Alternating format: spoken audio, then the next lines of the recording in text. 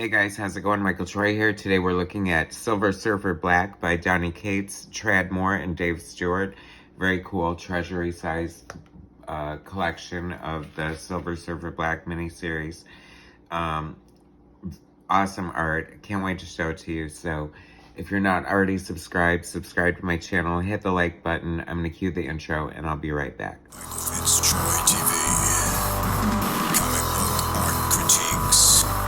Snarky, sarcastic ways, representing geeky gaze. 80s comics rule the day. Hurry up and turn that page. MichaelFitzTroy. Okay, so this is a fairly modern book for me. This came out a couple years ago, I guess. So Tradd Moore is one of the few artists, modern artists, that I absolutely love his art and definitely would buy a project just for his art. And this Treasury edition Silver Surfer Black miniseries is a no-brainer. His art is amazing. I believe he first hit the scene on Image's Luther Strode miniseries. And that's had like a couple series by now. But interesting thing about that, it's one of the few, like legend has it, it's one of the few Image pitches that was pitched to Image Comics and was accepted within like 6 to 8 hours or something crazy like that. So never say never. Dreams really do come true. And then, of course, his style is just so cool and, like, full of energy and just, like, really unique and, like, really imaginative and just, like, really out there in a way. You can see it's a little different just by looking this. Perfectly suited for Silver Surfer. I can't wait to get in here. I think it's going to be super cosmic and amazing, like Silver Surfer should be. He did start out at Marvel. I think Marvel nabbed him for like a Ghost Rider series that was really, really cool. And that's when he first really nabbed my attention. I've looked at Luther Strode and it's really, really cool. But definitely should be checking that out. Anyway, so like I said, this is collecting the first, or a 5-issue miniseries. Story and script, Donny Cates, Tradd Moore, story art, Dave Stewart, color artist, great artist there, Dave Stewart. He's like, he can do anything. Great choice for this project. And Clayton Cole's letterer. Editor, Darren Shan, assistants, Lauren Amaro and Danny Kasem. Blah, blah, blah. Anyway, straight out the gate, here's like the cover, the original cover for #1. I just love his style and just like his rendering, and it's sort of like a modern, but there's like classic comic book elements here as well. Like, I feel like you can definitely feel sort of like the spirit of Kirby shining through. You know, Silver Surfer was trippy. I guess a lot of college students like Silver Surfer. You could smoke pot and read Silver Surfer and go on this cosmic odyssey.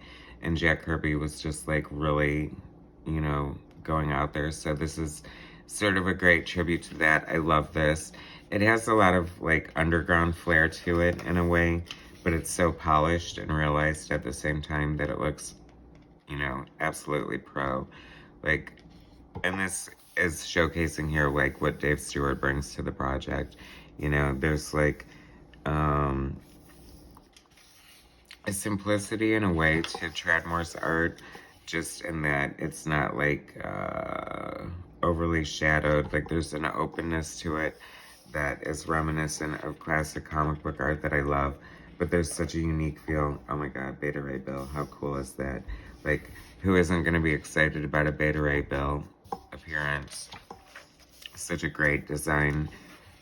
Walt Simonson, like, thank you for that contribution to the Marvel Universe, right? Like, I still can't believe that Beta Ray Bill hasn't been, like, in a movie yet. He needs to have his own movie. Like, how cool is that?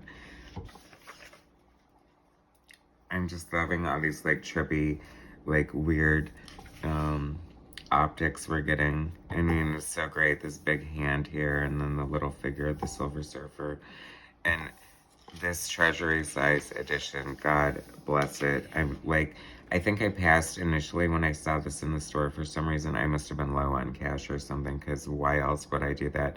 And then I instantly regretted it naturally. It was really hard to get, and I finally nailed down a copy, and I just wasn't going to settle for anything smaller than the Treasury size, because I knew this was going to be the perfect art to showcase this. I mean, I honestly, aside from shelf space, I wish all comic books could be this large, because you really do get an appreciation for the art, which is mostly drawn at this size. I think it's different now with digital. It's like, because you're not, unless you have a huge Cintiq or something, like even on the biggest iPad, if you're drawing on Procreate, which, you know, I do, like, you're only getting like this big of a canvas, which is fine in a way, because you can, you know, zoom in and zoom out and get as close as you need to be. I kind of hate the trickery of that on one, and the other thing is, like, I like the large format of the size, and I like just being able to see the whole page at once. I love this. So many cool elements. It's just like so psychedelic in a lot of ways, and just kind of trippy, for lack of a better word. Great design here. I love that. Just the detail, and just like the fluidity of his pen line, and just like, I love his crazy anatomy, and how it's right but super exaggerated at the same time. Beautiful variant cover here by Mike Zack and Maury Hollowell. Mike Zack is like, I feel like he's so underrated. Like, that's just a beautiful Silver Surfer right there. Another gorgeous image. Jupiter, is that you? Anyway. Galactus, another great Kirby design.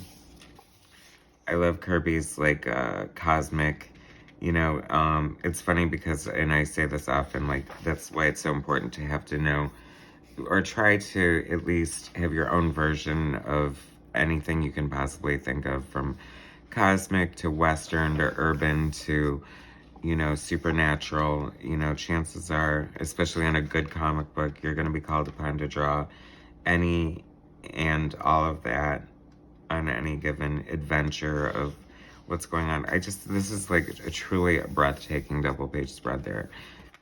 If you guys are unfamiliar with Tradd art, I don't know, I can definitely see where this might not appeal to everyone, especially in the era that I grew up in. This would have been probably seen as kind of weird and probably not as accepted. You know, definitely more along the European sort of heavy metal angle. But I think so many different styles across the board. I mean, I think that Joe Madureira sort of opened the door to popularizing, like, sort of an American manga kind of look, and just like bringing different styles in a lot of ways, and, you know, maybe Image Comics in a lot of ways, how art forward everything was. I just love little things like that hand design and the way that it's colored. Props to the colorist, Dave Stewart, once again. An amazing colorist. He's colored a lot of classic stories throughout the years, and worked with a lot of really amazing artists. That is so cool. Like, that is a straight up, I feel like, homage to Jack Kirby and like his collage paintings and really cosmic stuff. Nick Bradshaw, Gerald Perel, Marcus Martin, some cool alternative covers there. Mike Deodato Jr. Ooh, that is so cool and trippy. Very Sgt. Pepper in a psychedelic kind of way. I think psychedelic is kind of a good word to describe Tradd art. It's just fun and pretty and just like a psychedelic fairy tale. I love it. Just like a little Jeff Darrow, little Seth Fisher, if you remember him. I mean, it is so cool. The 70s are calling my name, and I'm loving every single minute of it. I mean, this is just like an artistic tour de force, and it's amazing. I can't even imagine what the script must have looked like. I mean, Trad's given a story credit, so I feel like perhaps this was done a lot in the Marvel method, and that, you know, he was just given the opportunity to sort of go wild with, you know, some of the concepts that they came up with together. And, any story aside, and this would be worth the art alone. I mean, it is just beautiful. I could look at this art all day long. I know. Don't worry. I won't. Very cool. Love that close-up shot. That is so cool. That's such a great juxtaposition for all the detail and everything going on here. Man, that is so cool. See, this is just like taking full advantage of like your medium, and, you know, just like using the comic book art form to tell a story in such a beautiful way. That is so cool. I love it. This is like straight up Kirby homage right there. Sort of Kirby tech with just like the big open circles, and then like the metallic reflectiveness there, the way it's shaded. Very tip of the hat to Kirby. And don't we all owe a lot to Kirby, if not everything. So beautiful. It's so crazy. It's just like when I see an artist like this, it's like if you would do like just one page like this in your entire career, that would be kind of astounding. And like with him, it's like every other page, just like the level of detail and discipline, and just like I always think like either someone like this must be like super tortured, or just have like such a love of drawing comics that they just like have to keep on going. And then like this Kirby dot kind of action, like I love it so much. And the Watcher, look, you thought I was gonna not mention the Watcher here. Like, how cool is that? The Watcher is so like otherworldly in a lot of ways, so I really like him playing up that aspect in this like super creepy looking face, and just like those watching eyes burrowing through you. And that's very cool too. I love this. Like, his art is just so pretty and fun to look at. Very, very cool. And like I said, like just when you think like you're gonna run out of like amazing shots like this, like what a glorious page. I love how this is colored in all red. Like, it is so epic and creepy and just like amazing, with this river of like drowning hands popping up all over the place. Very cool. Very unique and very stylistic, like very impressive. Like, I think you could definitely like look at his art and, you know, for sure know his distinctive style from so many others. Like, I think a lot of the modern artists, like, I hate to bag on the X-Men because I do a lot, but it just feels like so many of the artists that they have on their books are like interchangeable in a very boring kind of way. It looks very, I don't know, cookie cutter a lot, and just flat. And this is just so exciting to me, so imaginative, so European, so street, like graffiti art in some ways, and just like so fun, and just like what an exciting comic book art experience should be.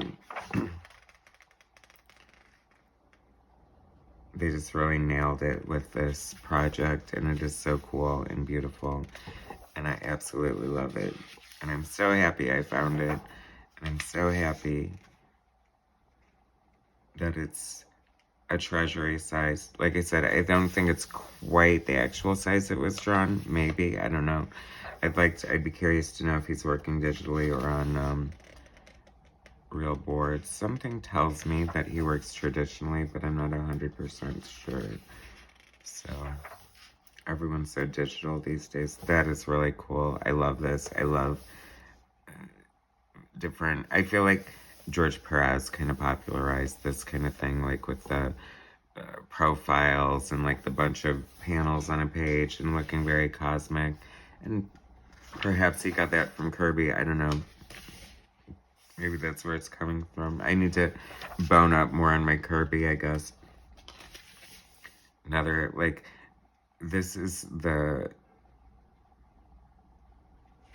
story for double page spreads, I will tell you that much. That is so cool. I just love that, to just like draw these huge figures across like these double page spread and just have like, I don't know, just that crazy anatomy and the perspective coming at you like that. I love the iridescence, the way it's colored. Once again, psychedelic, very psychedelic. That would make such an awesome poster. I love that. It is sort of like 70s, like rock poster art or something. I'm sure there's a lot of influence in that going on, and perhaps it was the color notes. Hey Dave, make this look like a 70s neon poster, rock poster. Success. Very cool to have this, well, this last page is very cool, first of all. Such a great book. I mean, if you guys didn't know about this or know about Tradd more, I mean, you can definitely see he's an artist worth checking out for something completely different and an amazing experience. And I love that at the end they have this panel from Mobius and Stan Lee's Silver Surfer book. Don't go, Galactus is too powerful, men worship him. No one will help you, you'll be alone, you'll be destroyed. If we turn from battle because there is little hope of victory, where then would valor be? Let it ever be the goal that stirs us, not the odds. Very inspiring, Stan Lee. Did you make that up? Just some Ron Lim, who just came out with a new Silver Surfer series, which I think I need to check out, because I always kind of enjoyed Ron Lim on cosmic stuff.